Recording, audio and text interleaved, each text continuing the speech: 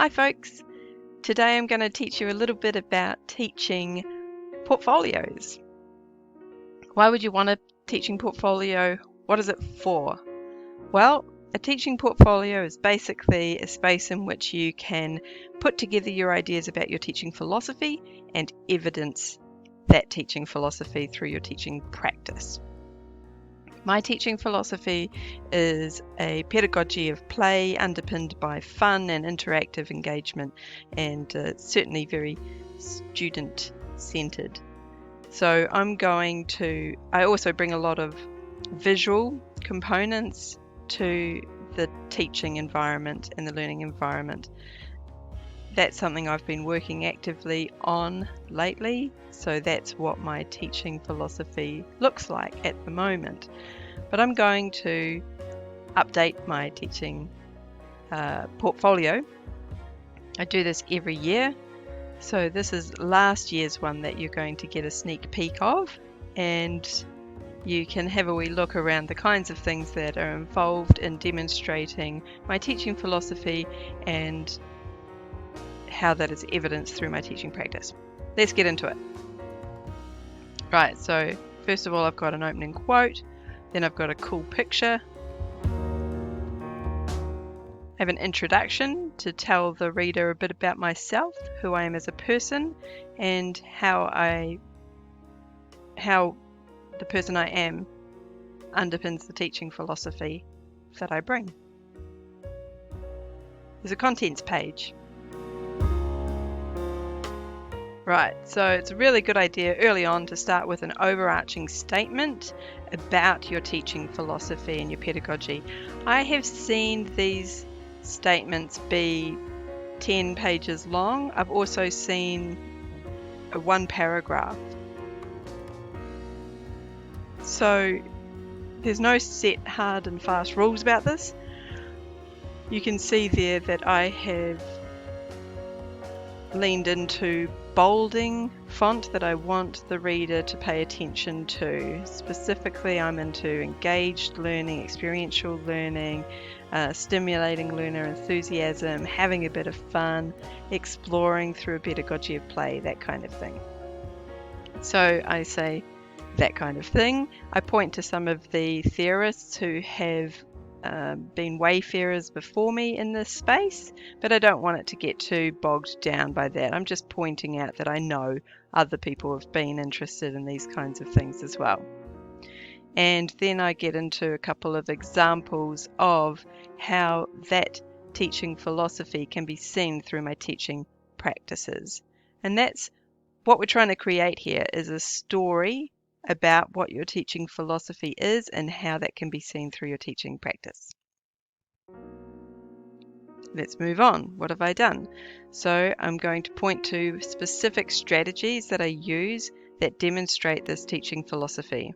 In my case, it's things like involving different online learning interactive softwares, Padlet, H5P, YouTube, that kind of thing. I've created a documentary, so you can see that I've got this visual component and clearly embedded and linked with the teaching philosophy. Here's another thing that you might find strategic, is to align your teaching portfolio with your institution's teaching and curriculum policies.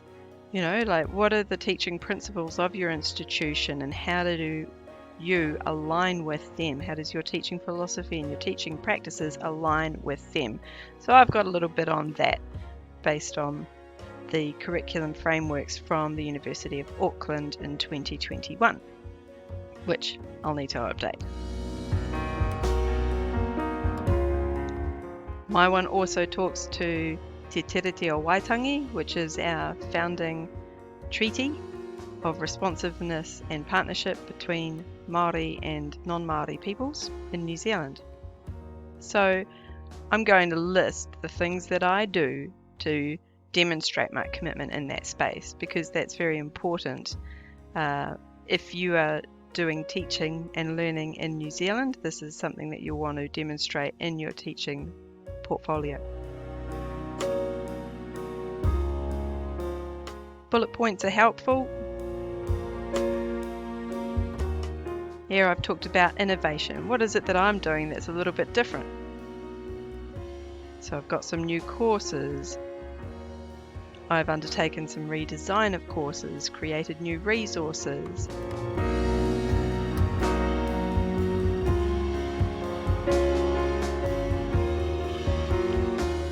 And then you need to present some data.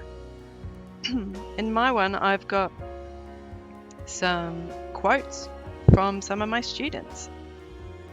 You might also have some standard evaluations, some SETs, or you might have other forms of data, some statistics on the student grades, for example, their student satisfaction. Anything that can point to the Kirkpatrick levels is often useful to include.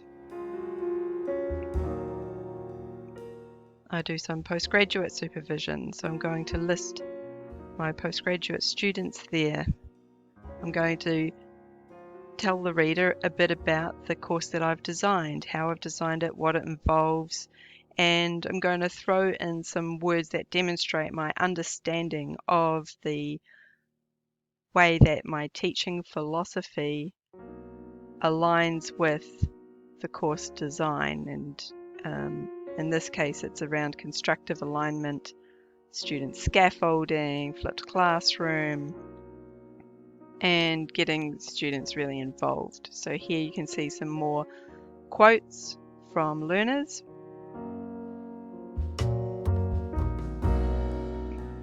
I've engaged in international course design and mentorship, so I'm going to tell the reader a little bit about that. Again, a few quotes, this time from other teachers.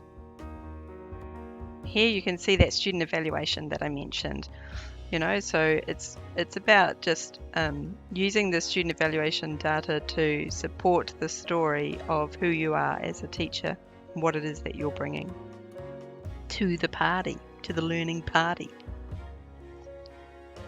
And a bit more evidence there. And then I publish in the space of teaching and learning, which you may or may not do.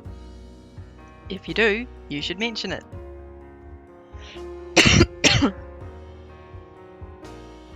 And that's it. So this teaching portfolio is about 20 pages long. It's jam-packed full of examples of my teaching practices.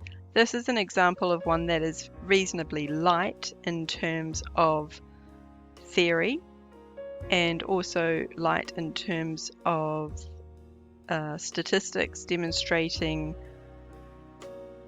student satisfaction.